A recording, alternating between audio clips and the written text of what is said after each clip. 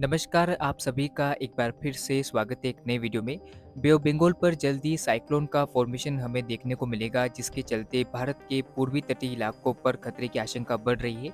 और उड़ीसा, पश्चिम बंगाल और या आंध्र प्रदेश कहाँ पर ये सिस्टम लैंडफॉल करेगा, इस वीडियो में हम चर्चा करेंगे। और इस दौरान अरेबियन सी पर भी एक साइक्लोन का फॉर्मेशन देखने को मिल सकता है 20 अक्टूबर से लेकर 30 अक्टूबर के बीच में।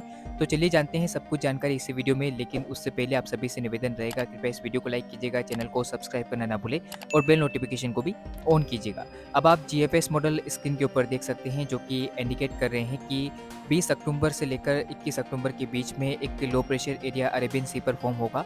इसके अलावा एक निम्न दबाव का क्षेत्र बंगाल की खाड़ी पर भी 22 अक्टूबर के आसपास फॉर्मेशन कर सकता है। और अरेबियन सी का सिस्टम हालांकि इतना इंटेंसिफिकेशन नहीं दिखा रहा है मॉडल, लेकिन बे ऑफ बंगाल पर जो सिस्टम का फॉर्मेशन है वो आप देख सकते हैं कि 23 और 24 अक्टूबर के बीच में डीप डिप्रेशन और फिर आप देख सकते हैं कि साइक्लोन का फॉर्मेशन करता हुआ नजर आ रहा है, यानी कि बंगाल की खाड़ी पर चक्रवाती तूफान बनता हुआ नजर आ सकता है।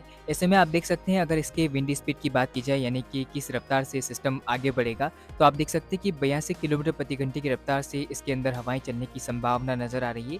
यानी कि ये सिस्टम सीवियर साइक्लोनिक स्टॉर्म में तब्दील हो जाएगा, यानी कि अति भीषण चक्रवाती तूफान का रूप हमें देखने को मिल सकता है बंगाल की खाड़ी के ऊपर साइक्लोन का। तो ऐसे में अभी साइक्लोन का खतरा डायरेक्टली हमें उत्तरी तमिलनाडु के भागों में और दक्षिणी आंध्र प्रदेश के भागों पर नजर आ रहा है, जहां पर इस सिस्टम का लैंडफॉल देखने को मिल सकता है। तो थोड़ी सी सावधानी की आवश्यकता दक्षिण भारत को रहेगी, क्योंकि ये system extremely severe cyclonic storm नहीं बनेगा। हालांकि सीवियर साइक्लोनिक स्टॉर्म की इंटेंसिटी में ज़रूर ये इम्पैक्ट दक्षिण भारत को कर सकता है। जो आप देख सकते हैं कि 24 अक्टूबर के आसपास ये सिस्टम आप देख सकते हैं कि किस तरह से दक्षिणी आंध्र प्रदेश के भागों पर लैंडफॉल करता हुआ नजर आ रहा है। और विशाखापट्टनम से कुछ ही दूरी पर यह सिस्टम रहेगा जब लैंडफॉल की प्रक्रिया शुरू होगी। और उत्तरी तमिलनाडु के भागों पर भी इस सिस्टम का काफ़ी ज़्यादा खतरा दिखाई दे रहा है। इसके अंदर लगभग 80 से लेकर 100 किलोमीटर प्रति घंटे की रफ्तार से हवाएं चलने की आशंका नजर आ रही है, यानी कि विंड स्पीड में कमी और बढ़ोतरी होती रहेगी। तो ऐसे में भारी बारिश का दौर भी आपको कई जगहों पर देखने को मिलेगा।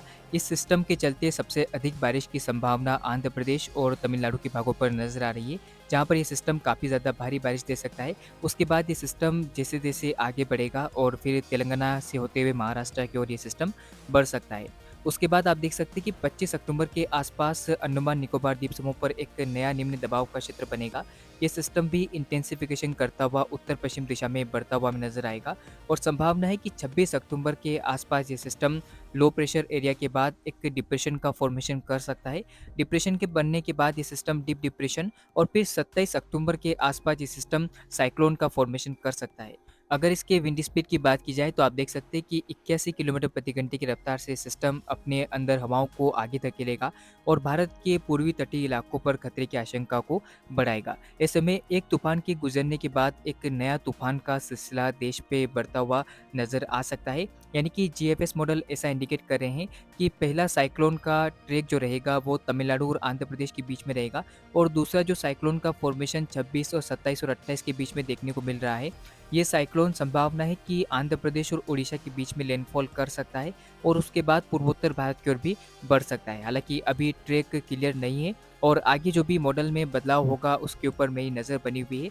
हालांकि आप देख सकते हैं कि ये system extremely severe cyclonic storm में भी तब्दील हो सकता है, क्योंकि काफ़ी ज़्यादा समय ये तय करेगा और ऐसे में इसके मजबूत होने की संभावना अभी के अनुमान के मुताबिक नज़र आ रही है। तो साइक्लोन का फॉर्मेशन चाहे कहीं पर भी करे, लेकिन अरेबियन सी पर फिलहाल जीएफएस मॉडल कोई भी साइक्लोन का फॉर्मेशन नहीं दिखा रहा है। ऐसे में साइक्लोन मोंथा का जो अपडेट रहेगा वो बे ऑफ बंगाल पर ज़्यादा रहेगा और साथ ही साथ अलर्ट भी हमें अब होना होगा, क्योंकि साइक्लोन को लेकर काफ़ी ज़्यादा परिस्थितियाँ 21 अक्टूबर से लेकर 30 अक्टूबर के बीच में देखने को मिल सकती है। तो दोनों ही साइक्लोन का आप स्क्रीन के सामने देख सकते हैं वीडियो एनिमेशन, जो कि आप देखिए कि किस तरह से एक साइक्लोन के गुजरने के बाद दूसरा साइक्लोन का फॉर्मेशन देखने को मिलेगा। संभावना है कि 26 अक्टूबर के आसपास लो प्रेशर एरिया बनेगा। उसके बाद ये सिस्टम 27 अक्टूबर तक साइक्लोन का रूप ले सकता है। तो इस समय फिलहाल अभी साइक्लोन का फॉर्मेशन बे ऑफ बंगाल पर देखने को मिलेगा। अरेबियन सी पर साइक्लोन नहीं बन रहा है, अभी के अनुमान के मुताबिक जीएफएस मॉडल ऐसा दिखा रहे हैं।